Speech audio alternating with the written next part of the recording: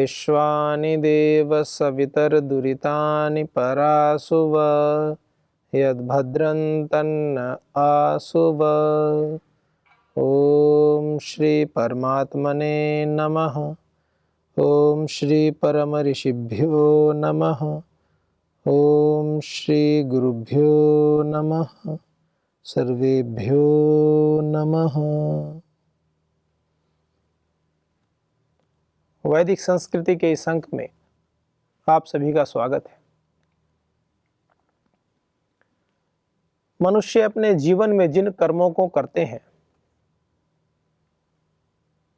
वो कर्म या तो अच्छे होते हैं या बुरे होते हैं, लेकिन अच्छे कर्मों की और बुरे कर्मों की जो कसौटी है, जो वर्गीकरण है, इससे इतर, इससे भिन्न भी एक कर्म होते हैं जिन कर्मों का वर्णन उपनिषद में है, जिसमें कहा कुर्वन्य वेह कर्माणि जीविषेच्छतम समा एवं त्वयि नान्यथे तोस्ति न कर्म लिप्यते नरे। ऐसे कर्म जिनके बंधन का लेप मनुष्य को नहीं होता है उनको कहते हैं निष्काम कर्म, और उन कर्मों की व्याख्या ही इस मंत्र में की है। जब मनुष्य फल की आसक्ति से रहित होकर के कर्मों को करते हैं तो वह कर्म निष्काम कर्म की श्रेणी में पहुंच जाते हैं। माने ऐसे कर्म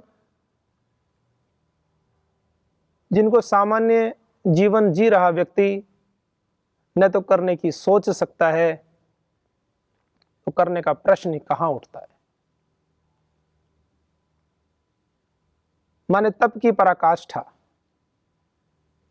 समस्त अपना सर्वस्व न्योछावर करके भी कुछ न पाने की इच्छा, और इच्छा भी नष्ट हो जाए, वह कर्म स्वाभाविक कर्म बन जाए, उसको कहते हैं निष्काम कर्म। और यह कर्म व्यक्ति करता कब है? तो उपनिषद में पहले ही कहा है, ईशावास्यम इदम सर्वम यत् किंच जगत्याम जगत। जब इस समस्त जगत की समष्टि के मूल में ईशावास्यम, उस परम पिता परमात्मा को देख लेता है कि उसकी सत्ता में ही तो यह सब गति हो रही है, ये सब क्रियाएं, समस्त चराचर जगत जो गतिशील है वो उस गतिमान परमेश्वर के, जो सर्वत्र सर्वव्यापक है, सबको गति देने वाला है, जिसकी सत्ता मात्र से समस्त जीव जगत गतिशील है, जीवन पा रहा है, जीवन चल रहा है। जब मूल में वो है तो अहंकार किस बात का?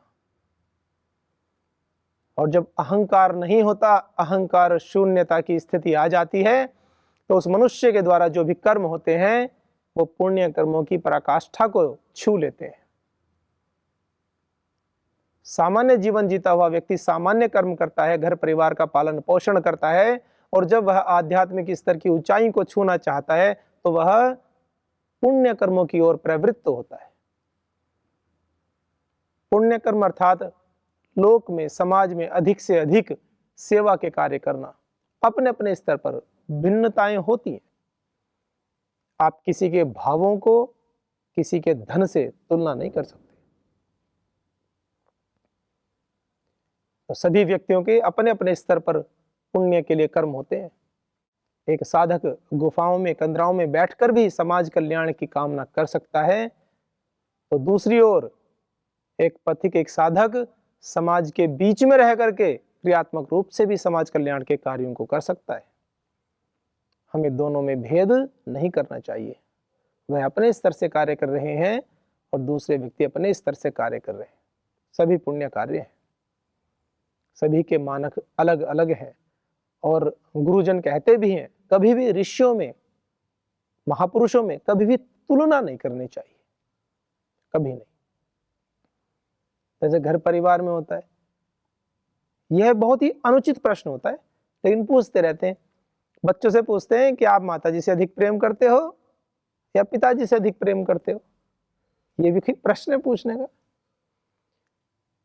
जिस बच्चे का अस्तित्व ही माता और पिता दोनों के होने से है, उस बच्चे से पूछते हैं कि तुम माताजी से अधिक प्रेम करते हो कि पिताजी से? ये तो एक बाहरी व्यवहार होता है, बाह्य व्यवहार होता है कि ठीक है, माताजी थोड़ा सॉफ्ट हो जाती हैं तो पिताजी कठोर हो जाते हैं, पिताजी थोड़े सॉफ्ट हो जाते हैं तो माताजी कठोर हो जाती हैं। वो उनकी आपसी अंडरस्टैंडिंग होती है। वो ऐसा नहीं है कि माताजी कठोर ही हो और जीवन भर कठोर ही रहती है, ना, संभव ही नहीं है। माँ तो माँ क्या दूं उपमा, हर उपमा उप रह जाती है। अनुपम माँ माँ की उपमा से वाणी चुप रह जाती है। अंत में यह कह जाती है, इस ऋण से ऊऋण होना है कठिन, तब भी नहीं चुका सकते जीवन में माता का ऋण। तन मन धन जीवन कण कण अर्पण सब रोज करूं निश दिन, तब भी नहीं चुका सकते जीवन में माता का ऋण। तो मां कठोर कैसे हो सकती है? माता तो निर्माण करने वाली है। तो ये तो बाह्य व्यवहार होते हैं कि उन्हें लगेगा कि अगर पिताजी सॉफ्ट हो गए ज्यादा तो माता जी को लगेगा मैं भी सॉफ्ट हो गई, तो बच्चों का निर्माण तो हो नहीं पाएगा। तो एक बाह्य धरातल पर एक व्यवहार करते हैं वो आपस में, और कहते हैं बच्चों से कि आप बताओ किसको अधिक प्रेम करते हो? और बच्चे भी कहते रहते हैं कि हम तो माता जी से अधिक प्रेम करते हैं और हम पिताजी से अधिक प्रेम करते हैं, क्योंकि बच्चों को भी ये भी नहीं पता होता ना कि प्रश्न कौन सा उत्तर देने लायक है कि उत्तर देने लायक नहीं है। जैसे किसी सज्जन व्यक्ति से किसी कुटिल व्यक्ति ने या किसी ने भी ऐसे पूछा सभा में कि क्या आपने चोरी करनी छोड़ दी है? अब सज्जन व्यक्ति जिसने कभी चोरी नहीं की है, इस प्रश्न का उत्तर क्या दिया जा सकता है? क्या आप हाँ या ना में कहने से अपराध मुक्त हो जाओगे? फंस जाओगे आप। तो मौन रहना ही इसका उत्तर है। कोई सब जगह जीवा को चलाना ये उत्तर की कसौटी नहीं होती है, कभी मौन रहना भी उत्तर होता है। शांत रहें, धैर्य रखें। आपने कह दिया हाँ मैंने चोरी छोड़ दी है, तो इसका उत्तर क्या होगा? क्या आपने चोरी छोड़ दी है? आपको हाँ, इसका मतलब पहले करते थे, और आपने कहा ना, तो मतलब अभी भी कर रहे हो। तो चोर तो सिद्ध हो ही गए ना, चाहे पहले चोरी की हो वो भी चोर, और अभी भी कर रहे हो तो चोर हो ही। तो हमेशा हाना में उत्तर देना नहीं होता। शांत रहना, मौन रहना, ये भी उत्तर देना होता है। गुरुजन, ऋषि, समझदार व्यक्ति समाज में मौन रह करके उत्तर देते हैं, और मौन को तो परम वाक कहा गया है। परमपिता परमात्मा की वाणी है मौन। मौन कोई ऐसा नहीं कि वाणी नहीं है, परम वाक है, वाणी की पराकाष्ठा मौन। जिसके अंदर मौन घटित हो जाता है, उसके मौन को देख करके ही साधकों को अपने प्रश्नों के उत्तर मिल जाते हैं, दर्शन मात्र से। आपने भी देखा होगा, और सभी के अपने अपने अनुभव हैं। जिनको भी आपने हृदय से अपने इष्ट देव माना है, गुरुजन माना है, गुरु माना है, उनके सम्मुख जाने मात्र से ही बहुत सारे प्रश्नों के उत्तर मिल जाते हैं। कितनी बार ऐसा होता है कि हम परम श्रद्धेय श्री स्वामी जी महाराज के पास कोई विषय लेकर जाते हैं, दर्शन करते हैं, नजदीक बैठते हैं, और वो पूछते हैं बताइए क्या कार्य है? तो कहते हैं जी हो गया, बस कोई बात पूछनी है, कोई प्रश्न है? प्रश्न ही नहीं बचा। क्यों नहीं बचा? जो समस्याएं थी, जो मन में कहीं उथल पुथल थी, जिसके कारण से जो प्रश्न उत्पन्न हो रहे थे, वो ही शांत हो गई। तो इसीलिए हमें किस प्रकार से कर्मों को करना चाहिए कि जिस प्रकार से हमारी आंतरिक स्थिति शांत होती चली जाए, धीरे धीरे प्रशांत वाहिता, गहन शांति, समाज की उथल पुथल के बीच में रहते हुए अंदर से शांत रहे। तभी तो समाज कल्याण के कार्य हो सकते हैं, तभी तो हम सामान्य कर्मों से पुण्य कर्मों की ओर, पुण्य कर्मों से निष्काम कर्मों की ओर बढ़ सकते हैं, और उपनिषदों में वर्णित ये मंत्र हैं जो वैदिक संस्कृति के अंदर, साहित्यों के अंदर जो मंत्र हैं वो सही सिद्ध हो सकते हैं। हम मंत्र तो बहुत बोलते हैं और आचरण ना करें तो कैसे विश्वास होगा किसी को भी कि ये मंत्र सही बोलते हैं। हम ऋषियों की महिमा क्यों गाते हैं? अगर वो केवल मंत्रों को ही बोलते रहते, जीवन में आचरण नहीं करते, तो हम विश्वास करते क्या? आज परम श्रद्धेय श्री स्वामी जी महाराज, श्रद्धेय आचार्य श्री जी महाराज केवल मुंह से बोले कि आप ऐसे आसन कर लो, आप ऐसे आसन करो, आप ऐसे आसन करो, और स्वयं ना करें कुछ भी, तो क्या आज पूरा विश्व जो उनके ऊपर इतना विश्वास करता है, करते हैं क्या? वो स्वयं आचरण पक्ष को प्रबल रखते हैं। प्रातः काल से रात्रि पर्यंत, ब्रह्म मुहूर्त से लेकर के घन घोर पुरुषार्थ स्वयं करते हैं और अन्यों को करने के लिए प्रेरित करते हैं। करना और कराना, केवल स्वयं के लिए नहीं। हम अच्छे कर्म करते हैं और बस स्वयं संतुष्ट हो जाते हैं, बाहर कार्य करते हैं, नौकरी की, कुछ काम किया और कहते हैं जी हो गया, या 4 बजे 5 बजे घर आ गए और सोचते हैं कि हो गया जी, कर लिया काम अपना। फिर ऐसा लगता है कि अब तो कुछ बचा ही नहीं है शेष करने के लिए, कि अगले दिन 10 बजे से ही प्रारंभ करेंगे अच्छे कार्यों को करना। ऐसा नहीं है, वो तो एक बहुत छोटा सा समय की एक बहुत छोटी सी सीमा है, 6, 7, 8 घंटे की। 16 से 18 घंटे पुरुषार्थ हमें करना चाहिए, हमारा स्वभाव होना चाहिए। तो ये जो उपनिषदों में जिन कर्मों का वर्णन है, जिन कर्मों को करने से ना कर्म लिप्यते नरे, वो कर्म जो बंधन का कारण नहीं बनते, वो कर्म कौन से हैं? वो है निष्काम कर्म। वो साधारण कर्मों की बात उपनिषदों में नहीं की गई है। उपनिषद तो अंततः सत्य की बात करते हैं। अंततः सत्य क्या है? उपनिषदों में जिस कर्म को करते हुए कुर्वन्ने वेह कर्माणि जिजीविषेत् शतं समाह, 100 वर्ष तक कर्म करने की इच्छा करते हुए हमें जीना चाहिए, सैकड़ों वर्ष तक। यहाँ 100 का अर्थ केवल 100 नहीं है, 100 से भी अधिक। पितामह भीष्म 185 वर्ष की अवस्था में युद्ध क्षेत्र में है। अगर वो स्वस्थ ही नहीं होते तो क्या युद्ध लड़ पाते? महाभारत काल में जब हम 200 करोड़ वर्ष पुरानी प्राचीन वैदिक परंपरा की बात करते हैं, तो ये 4-5 हजार साल पुराना जो हमारा महाभारत का इतिहास है, वो तो नगण्य श्रेणी में आता है। वो तो अभी हाल की घटना ही है, वर्तमान ही एक तरह से देखा जाए तो लगभग जितने भी कौरव पक्ष में और पांडव पक्ष में जितने भी अभिमन्यु को छोड़ दिया जाए, तो जितने भी पितृपक्ष में व्यक्ति थे, चाहे अर्जुन हो, चाहे नकुल, सहदेव, युधिष्ठिर, भीम, उधर दुर्योधन, दुशासन आदि जितने भी व्यक्ति थे, सभी की अवस्था 80 और 100 के बीच में रही थी।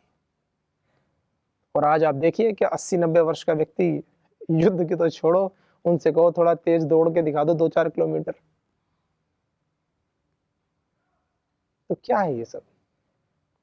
उस प्रकार की दिनचर्या का पालन न करना, यही तो है। उपनिषद में मंत्र क्या कहते हैं? कुर्वन्ने वेह कर्माणि, कर्म करते हुए, निठल्ले बनकर नहीं। कर्म कुर्वन्नेव क्षत्रिय प्रत्यय है, कुर्वन्नेव कर्म करते हुए ही जीना है। और कर्म कौन से वाले? उपनिषद में किस कर्म का वर्णन है?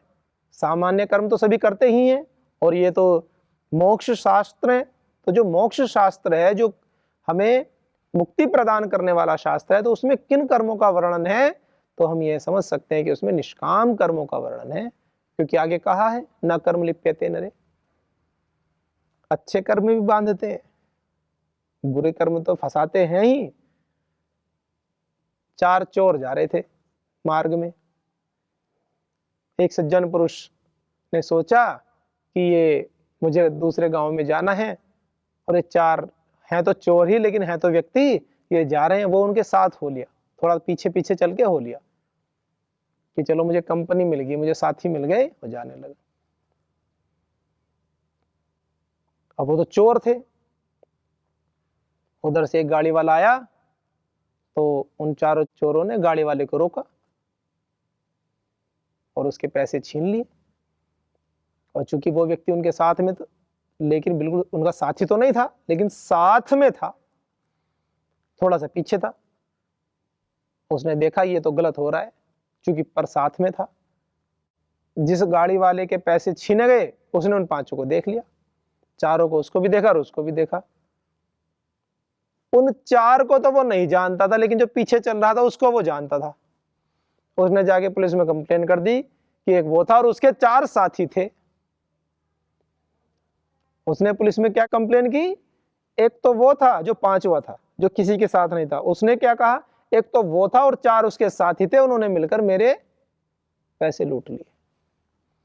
पुलिस आई, उसको पकड़ कर ले गई, उसकी पिटाई हुई और उसकी पिटाई चलती रही कि आप बता अपने साथियों के नाम। वो कह रहा जी मैं तो रास्ते में जा रहा था और कंपनी कर दी। किसी ने उसकी बात का विश्वास नहीं किया।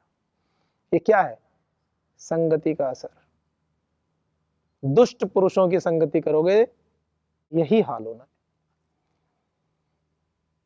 तो हमें अच्छे कर्म करते जाना है।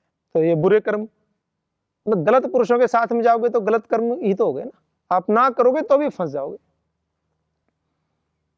तो इसलिए दुर्जनों की तो संगति भी बड़ी हानिकारक है, और बुरे कर्म ऊपर से अगर कर लिए तो और भी ज्यादा हानि कर ली अपने जीवन की।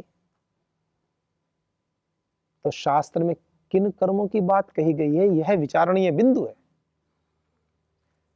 बुरे कर्म का तो पक्ष ही नहीं लिया गया, बुरे कर्म करने वालों का साथ देने का भी पक्ष नहीं है। और एक बात बताता हूं, अच्छे कर्म की भी बात नहीं कर रहे हैं, अच्छे कर्मों की भी पराकाष्ठा, पुण्य कर्मों की फल रहित आकांक्षा जो है, उनको निष्काम कर्म की संज्ञा दी गई है। पुण्य कर्मों की ध्यान दीजिएगा। पुण्य कर्म, आप इस समष्टि के कल्याण के लिए जो अच्छे कर्म करते हैं, उन कर्मों की भी पराकाष्ठा, और पराकाष्ठा का कैसा अर्थ ले रहे हैं, फल की कामना से रहित। आप संसार का बहुत उपकार करें, लेकिन आपको यह अपेक्षा नहीं होनी चाहिए कि अमुक व्यक्ति आकर हमसे इतना भी बोले कि जी आज तो आपने बहुत पुरुषार्थ किया, बड़ा अच्छा कार्य किया और आप बहुत अच्छा काम कर रहे हो, अर्थात यश की भावना भी आपके मन में उत्पन्न न होने पाए। इसको कहते हैं निष्कामता। प्रचंड वेग से सर्वस्व आहूत कर देना इस समष्टि के कल्याण के लिए, इस धरा के कल्याण के लिए, मानव जीवन के लिए, मनुष्यों के कल्याण के लिए, और कभी भी रिटर्न में कुछ लेने की अपेक्षा ही न हो, इसे कहते हैं निष्काम कर्म। और जब मनुष्य इन कर्मों को करता है तो उसको ना कर्म लिप्यते नरे, तो वो कर्म उसके बंधन का कारण नहीं बनते, बस वो तो करता चला जाता है एक प्रवाह के कारण से, और अंत में वह जीवन मुक्त हो जाता है, जैसे भव सागर से पार हो जाता है। ये वो मंत्र हैं जो मनुष्य को इस जन्म मरण के बंधन से पार जाने का मार्ग दिखाने वाले हैं। हमें गर्व होना चाहिए अपनी वैदिक संस्कृति के ऊपर कि हमें ऋषियों ने कितना तप करके इस प्रकार से मंत्रों के माध्यम से जीवन का सार बता दिया है मनुष्य को। और ये कर्म हो कब सकते हैं, तो पहले मंत्र में उस स्थिति को दर्शा दिया कि आप अहंकार शून्य हो जाएं, क्योंकि अहंकार लेकर के आप पुण्य कर्म और निष्काम कर्म तो कर ही नहीं पाएंगे। अहंकार शेष रहेगा कि मैं सर्वश्रेष्ठ हूं, ये अहंकार होता है। तो फिर जो सर्वश्रेष्ठ होता है और वो अच्छे कर्म करेगा तो उसको ये भी लगेगा कि जो मेरे से श्रेष्ठ नहीं है उनको सम्मान मिलने लगे, तो वो बर्दाश्त ही नहीं कर पाएगा, उसको सहन ही नहीं होगा। तो पहले तो अहंकार शून्य हो जाओ, एक बात। और वो कैसे होंगे, ईशावास्यमिदं, कि सब कुछ करने वाला परमात्मा, सारे मूल में परमात्मा, सर्वशक्तिमान परमात्मा, हमारी उसके आगे क्या औकात है। तो जब हमें ऐसा लगेगा तो हमारे उस अहंकार को शांति मिलेगी कि भाई शांत रहो। अहंकार शून्य करने का तरीका बताया। फिर कहा कर्म करो, अब पुण्य कर्म, पुण्य कर्म से ऊपर की स्टेज निष्काम कर्म। तो निष्काम कर्म करो तो वो कर्म आपके बंधन का कारण नहीं बनेंगे, और इसके अलावा तुम कुछ कर भी नहीं सकते। ऐसे कहा, ना त्वयि नान्य थे तो अस्ति, त्वयि नरे, तुझ नर में न अन्यथा इते अस्ति, इससे अलग कुछ करने का सामर्थ्य भी नहीं है। कोई सोचे कि मैं तो कर्म करना ही बंद कर दूं। कुछ लोग निष्काम कर्म का अर्थ लेते हैं कर्म न करना, कह रहे न इतः अन्यथा अस्ति। पुण्य कर्मों की पराकाष्ठा फल रहित कर्म करने के अलावा कर्म के बंधन से मुक्त होने का कोई मार्ग नहीं है। कुछ इस मंत्र का अर्थ ऐसे कर लेते हैं कि कर्म को मना कर दिया जी, निष्काम कर्म की बात कही है और कर्मों का निषेध है, वह शांत बैठ जाओ सब कुछ छोड़ करके ना। पूरे वैदिक शास्त्रों में कहीं भी कर्तव्य कर्मों का निषेध नहीं है, कहीं भी। कुछ सोचते हैं घर परिवार गृहस्थी हो गई, और जो सबसे प्रमुख जिम्मेवार व्यक्ति होते हैं वो ये सोचने लगते हैं कभी कभी परिस्थितियों से घबरा कर अरे सब छोड़ के चले जाते हैं। दोष लगता है उनको। कर्तव्य कर्मों का निर्वाह करें, कुशल प्रबंधन करें और आध्यात्मिक साधना की उच्च अवस्था को प्राप्त करें। और जब लगे कि स्थिति सहज है तब उस मार्ग को चुने जो सीधा परमपिता परमात्मा की ओर जाता है, ताकि आपकी आंतरिक स्थिति भी सहज हो, परिवार में भी सहजता रहे। हाँ, परिस्थितियां अनुकूल हैं, फिर भी मोहवश चीजें जकड़ी हुई हैं, पाश में बंधे हुए हैं, तब एक अलग विषय होता है। फिर वो मोहजन्य ज्ञान होता है। मोहजन्य कैसा होता है? जैसे कोई माता अपने बच्चे को गुरुकुल आदि में प्रवेश कराने आती है, तब देखते हैं एक माता तो बहुत अच्छे से उसको समझा कर जाएंगी कि बेटा अच्छे से रहना है, यही आपका जीवन है, और अपने ऋषियों की तरह अच्छा इंसान बनना है, अच्छा मनुष्य बनना है, समाज की सेवा करनी है, विद्या को ठीक से अर्जन करना है। आपके जीवन का ये 8-10 साल का जो कालखंड है, ये मनुष्य को मानव से महामानव बनाने का, नर से नारायण की यात्रा का काल है।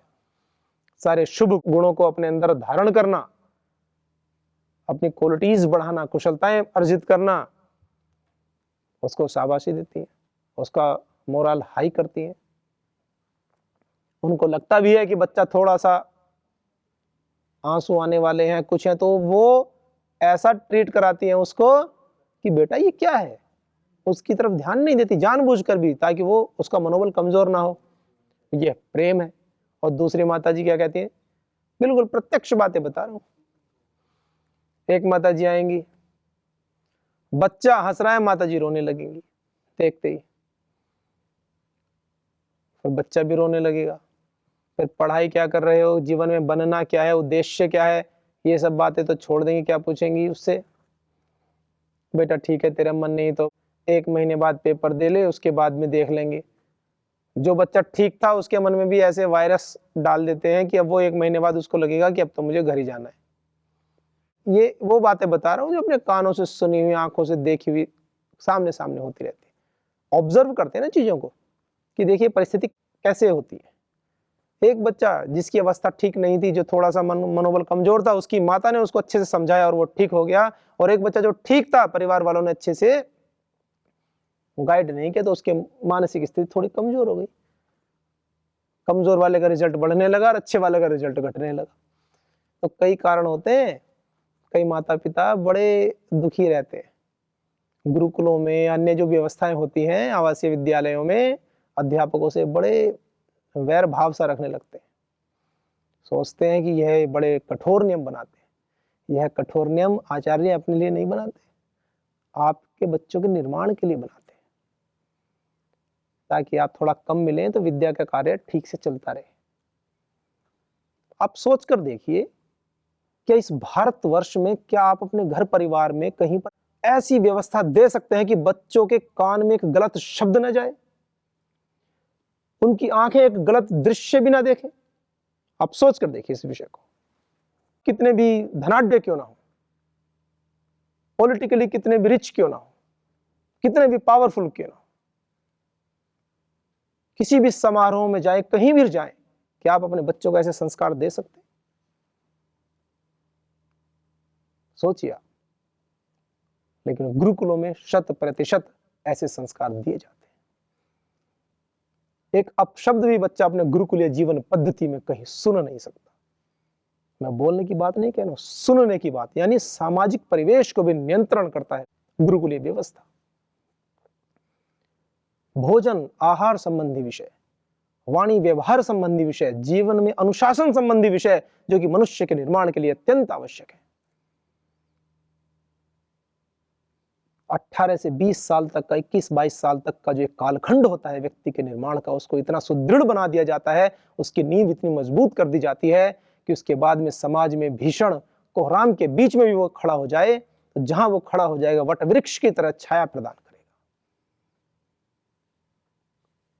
कोई भी जीवन संबंधी किसी भी विकार को उसके अंदर आने का, वो विकार का सामर्थ्य नहीं होता कि एक ब्रह्मचारी के भीतर घुस जाए। गुरुकुल में तो एक बात बड़ी प्रसिद्ध रहती है, ब्रह्मचारी और बीमारी। ऐसे विलोम शब्द होते हैं ना कि दिन और रात, काला और सफेद, ऐसे ही होता है गुरुकुलों में ब्रह्मचारी और बीमारी। अगर ब्रह्मचारी है तो बीमारी नहीं हो सकती। ऐसे पवित्र भावों में ब्रह्मचारी जीते और कर्म करते हैं, और धीरे धीरे वो कर्म आगे बढ़ते बढ़ते निष्काम कर्म की ओर जाते हैं। जब वो अपने जीवन में भी कर्म करेंगे तो वो निष्कामता की ओर आगे बढ़ेंगे, अपने जीवन के लक्ष्य को पाते हैं और अपने वेद शास्त्रों में ऋषि मुनियों के जो वाक्य हैं, जो कह रहे हैं ऋषिगण, उनको पूरा करते हैं। अपने परिवार को भी संतोष प्रदान करते हैं, संतुष्टि प्रदान करते हैं, अपने कर्तव्य कर्मों को करते हुए अपने जीवन के लक्ष्य को पाते हैं। प्रभु से प्रार्थना है कि सभी के जीवन में प्रेम हो, आनंद हो, खुशी हो, आरोग्य हो। सभी ईश्वर के प्रति पूर्ण कृतज्ञता और समर्पण भाव से अपने जीवन को जिएं। समर्पण हमें सब कुछ सिखाता है। तो आइए सभी के जीवन में ये शुभ भाव घटित हों। इन्हीं शुभ भावों के साथ आज के अंक को विराम देते हैं। ओम शांति शांति शांति। ओम सर्वेभ्यो नमः।